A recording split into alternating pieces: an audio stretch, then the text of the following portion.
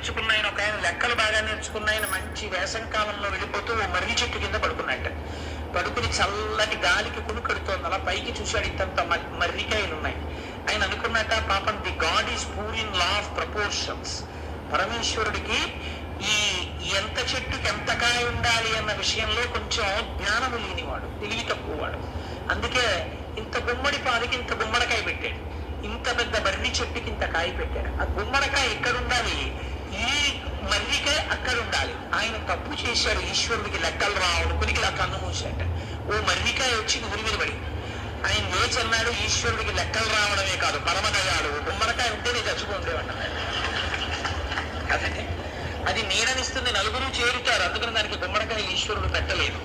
ఈశ్వరుడికి లా ప్రపోర్షన్స్ రాక కాదు, ఆయన ఎప్పుడు ఏది చేసినా అందరి సంక్షేమాన్ని ఆలోచిస్తుంటాడు తండ్రి కాబట్టి. కనుక అటువంటి వాడు అని వెంటనే సంతోషించాట.